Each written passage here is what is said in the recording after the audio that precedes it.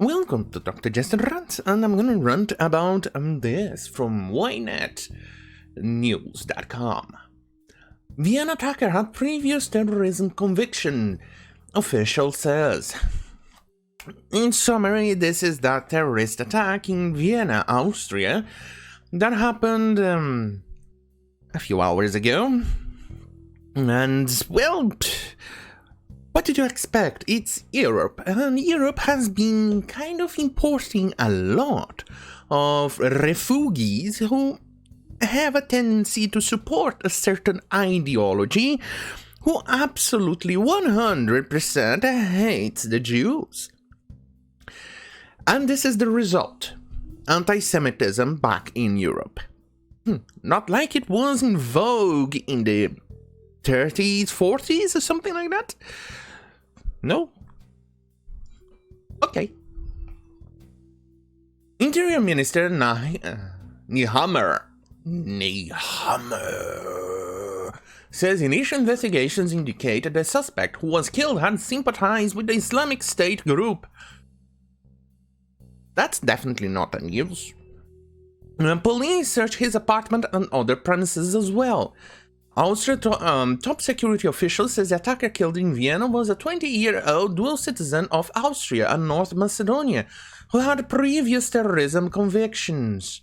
Of course. Interior Minister Karl Nehammer told Austria APA news agency that 15 house searches have taken place and several people have been arrested.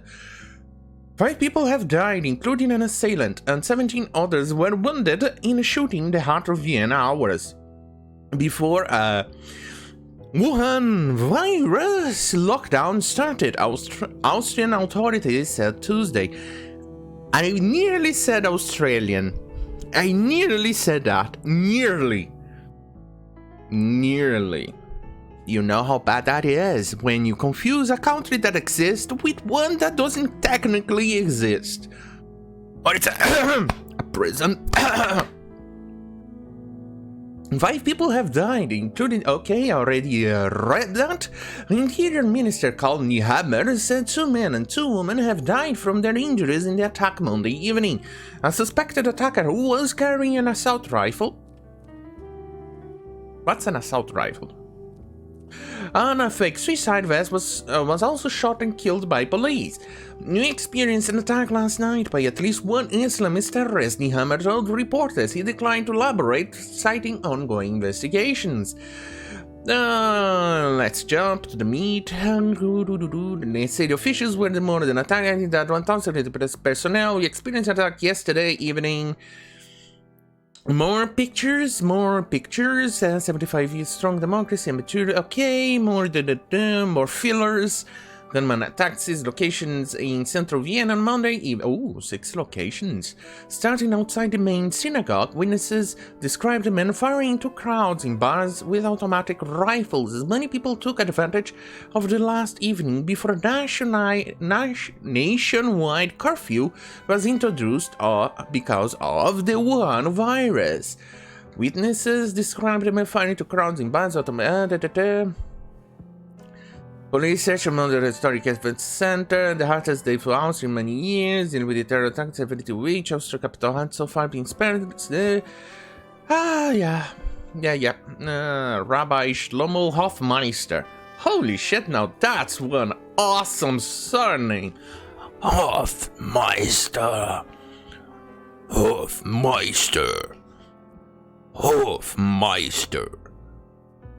Told London's LBC radio he was living in a compound in a synagogue.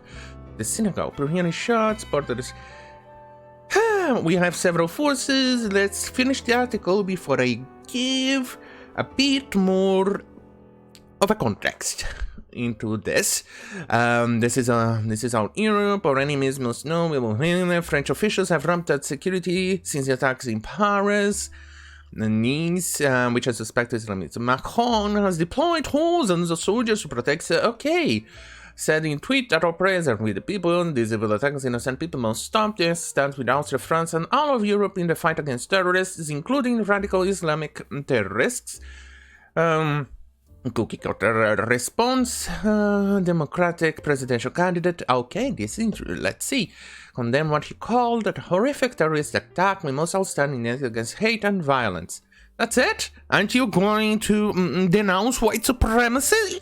Joe Biden? Aren't you going to denounce white supremacist? Joe Biden? Why aren't you denouncing white supremacist?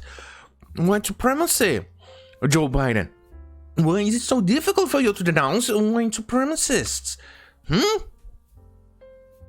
Oh, wow. Well, maybe the true international pressure is, it's something. In 1981, 2 people were killed and 18 injured in an attack by 2 Palestinians at the same Vienna synagogue. In 1985, a Palestinian extremist group killed 3 civilians in an attack at the airport. Well, what did you expect? You're importing a religion that is absolutely 100%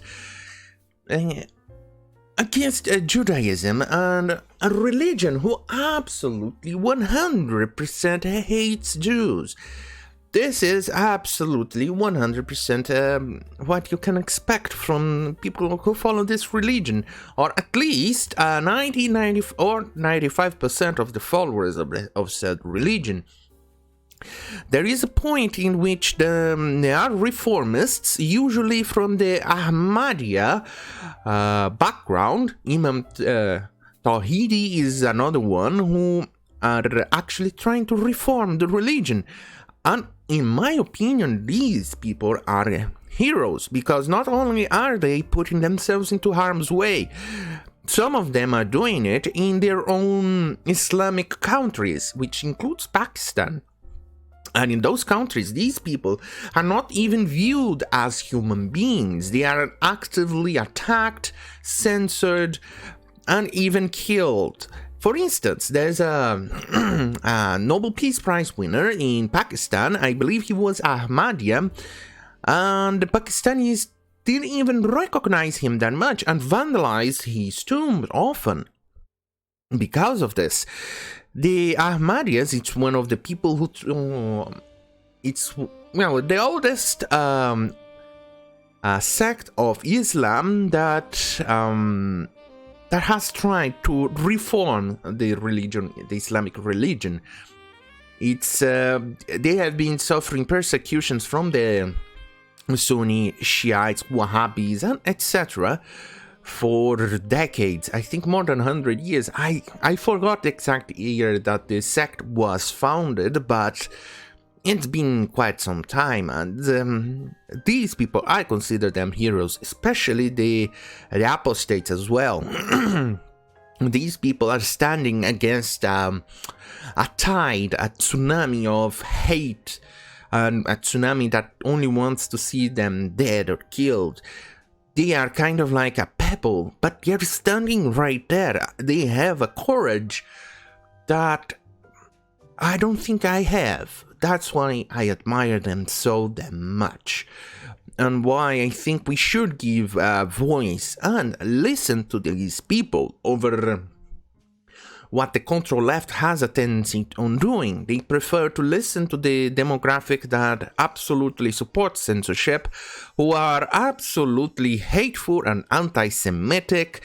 They prefer to listen to all those demographics instead of the people who are actually standing against all the hate. It's sad, really. It's sad, if you ask me. It's really, really, really sad. And what can you do? The only option is that for you to try and reason with these people, to give voices to the right side, or to the right people, or to the people who are standing against the onslaught of hate by Islam. That's the only thing I can say in this. It's the only thing we can do. It's to try and reason.